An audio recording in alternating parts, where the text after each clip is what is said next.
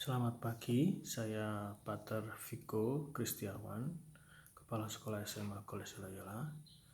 Saya hendak membuat penilaian atas kinerja atau cara Pak Dian, guru matematika di kelas 10. Saya lihat Pak Dian punya materi yaitu sistem persamaan linear dua variabel.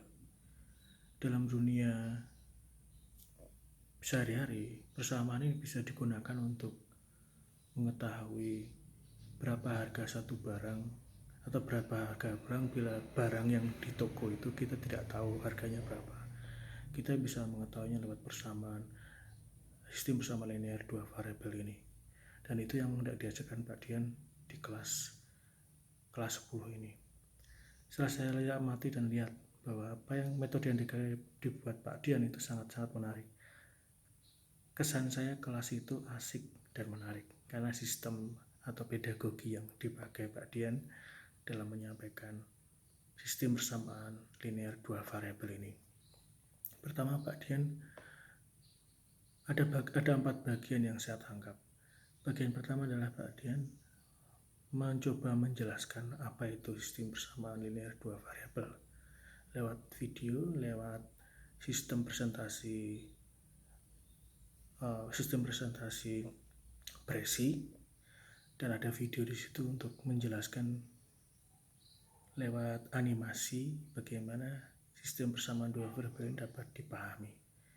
Anak-anak melihat video itu, dan media video memang sangat menarik untuk anak-anak zaman sekarang, zaman now. Mereka bisa melihat, bisa mendengarkan, dan bisa bertanya setelah video selesai, bisa ada saling tanya jawab.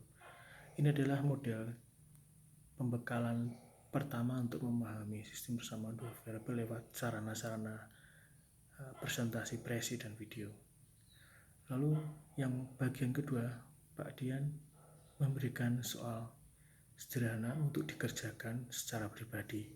Ini juga membantu anak-anak untuk makin memahami bagaimana sistem persamaan linear dua variabel ini dikerjakan lewat kerja pribadi. Lalu Pak Dian mulai menjelaskan anak-anak diminta untuk maju untuk mengerjakan apa yang sudah mereka kerjakan, dan Pak Dian membantu anak-anak untuk memahami langkah-langkah dan cara mengerjakan, langkah-langkah memahami soal dan cara mengerjakannya. Tidak hanya berhenti di situ saja, Pak Dian mulai membagi kelompok, dan pembagian kelompoknya pun unik. Dibagi dalam kotak, Pak Dian menuliskan sembarang angka mulai 1 sampai 30, lalu membuat kotak-kotak yang berisi masing-masing kotak 5 anak. Jadi ada 6 kelompok yang masing-masing berisi 5 anak. Satu kelompok 5 anak ini sangat efektif untuk membahas lembar kerja dua variabel yang dibagikan Pak Dian, sehingga setiap kelompok bisa membahasnya, lalu mendiskusikannya, lalu mempresentasikannya di depan kelas, dan ada tanya jawab.